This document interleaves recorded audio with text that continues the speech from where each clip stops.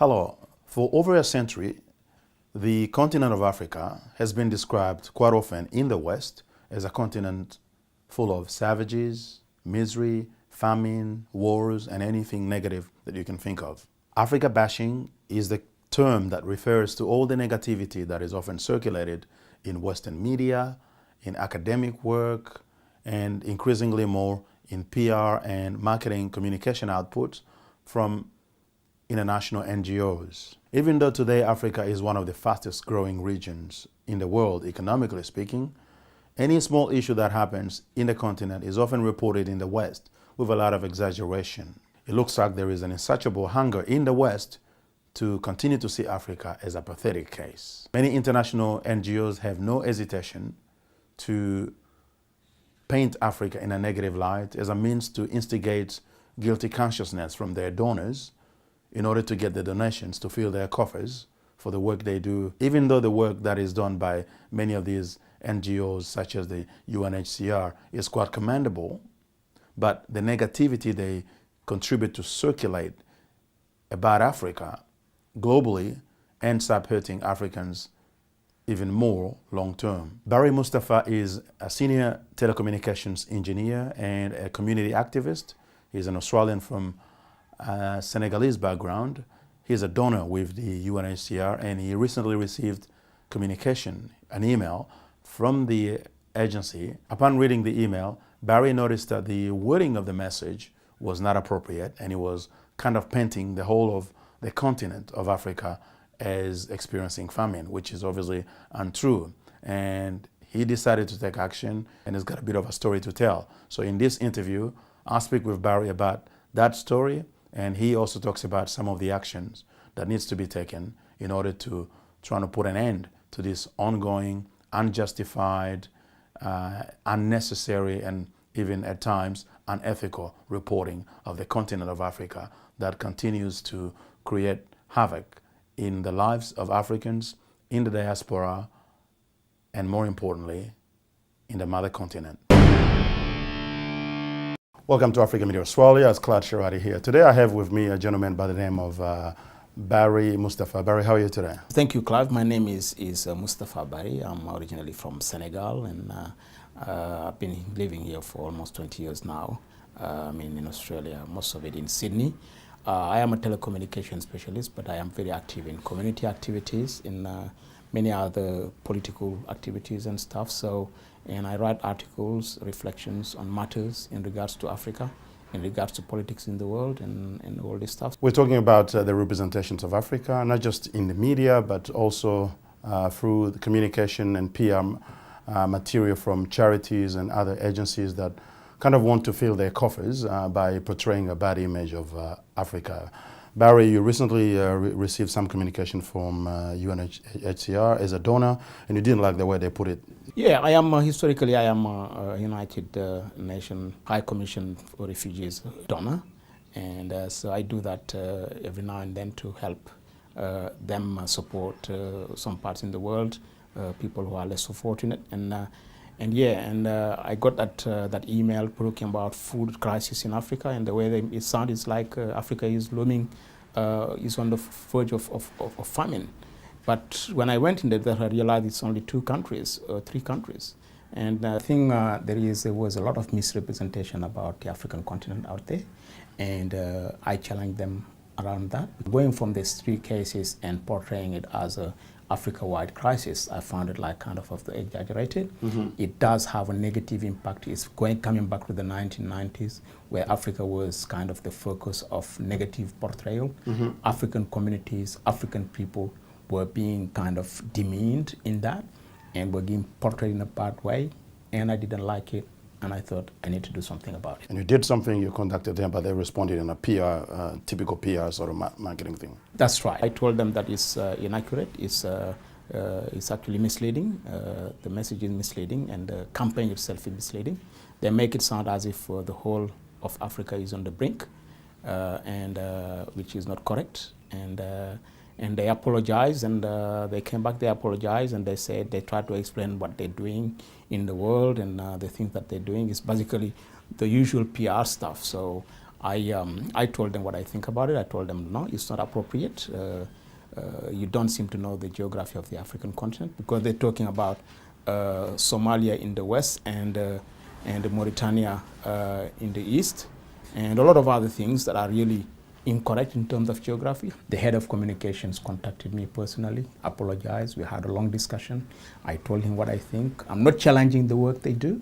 I'm just challenging the way they over-amplifying things, and I think it's wrong. It's having a huge impact morally and psychologically on our people. They've been doing it for a very long time. I think the basis of their campaigns has been always to focus on misery and to focus on over-amplifying things, especially when it comes to the African continent. It's been going on for a long time, and I think it's about time that we do something about it. You think some action needs to be taken by Africans and friends of Africans and anybody who's willing, who sees the injustice in this sort of representation? Absolutely, absolutely. And I have taken the lead. I have contacted lawyers to see how we can push it as a civil matter. Mm-hmm. Not only here in Australia, but internationally, mm-hmm. because you're talking about international organizations like yes. UNHCR, the Red Cross, World Vision, and all these organizations have the same strategy. When it comes to Africa, it's generalization, it's oversimplification, it's demeaning campaigns, it's all exactly the same. And then this has been going on for a long time, probably stemming from a colonialist mindset, but even before that, I suppose. It's come from the colonial mindset. It got deep-rooted kind of origin to it. Colonialism is one aspect of it, but even before colonialism, because I did some research and I found something very interesting things, that the negativism and negativity and denigrating the African continent hasn't started now. It started very, very long time ago, before colonization. It made it actually easy for slavery to start. It made it easy for colonization and the harsh way that some superpowers, some European countries colonized the African continent, to make it easy for them, because prior to that you have a lot of writing about the African continent, African people, and it was all negative. Mm. And because of that, when slavery came to light, they just found it easy to do, because they didn't have business with people. They were dealing with animals. They were dealing with people who didn't have a civilization. They were dealing with people who are wicked, who are savages and stuff like that. It made it easy for them to make it happen. And the same thing with colonization. And in a way, it's continued. The same thing continued, but in a more sophisticated way. And like I said again, we need to stand up and do something about it. What I can probably suggest to people out there who feel the same way, if you're going out there and you see billboards like showing hungry kids, or kids in a position of misery and stuff like that, and with the wording Africa, dying in Africa and stuff like that, the way it makes you feel, that's the way it makes me feel. It makes you feel it's demeaning, it's disrespectful, it's humiliating, and so we can do something about it, and we need to do something about it right now. So the action I have taken is here. But in actual fact, my aim is to make sure the same thing is repeated everywhere in the world. I will be actually putting together a Facebook page dedicated to this fight only, to this battle. And I would like anyone who is really interested to contact me. I am on Facebook, or to contact me via email, or to contact me through AMA. And yeah, I mean, it's easy to lead that fight right now, to start this right now, because of the opportunities that social media is giving us today. It's very easy to reach out to people. It's easy to get in touch. It's easy to get information. So we need to see that opportunity to change the momentum, to change the situation, and to start like giving ourselves confidence, our people confidence in themselves, because at the moment we are down and our people have lost confidence in themselves, because of what's been going on for many, many, many years, for centuries almost, and we need to take our destiny in our own hands. We have been so much used to seeing ourselves negatively that we're always cynical about ourselves. It's easier to be cynical and to accept and to sit down and to accept this situation and to accept the lies that are being told about us than to challenge it. And what I can say is that this is having a huge impact. If you see hundreds of thousands of young people are trying very hard to cross the Sahara Desert, to cross the seas and the oceans to go to Europe, it's because they lost confidence, because of this cynicism, because of this negativity. There are a lot of wonderful things that are happening in our continent. There are a lot of countries that are doing very, really, really well. If the Africans, our people, start looking around them, they will see heaps of opportunities. While we're running away from our continent, you have hundreds of thousands of people who are keen to go to our continent to invest or to make money. So that's where the future is.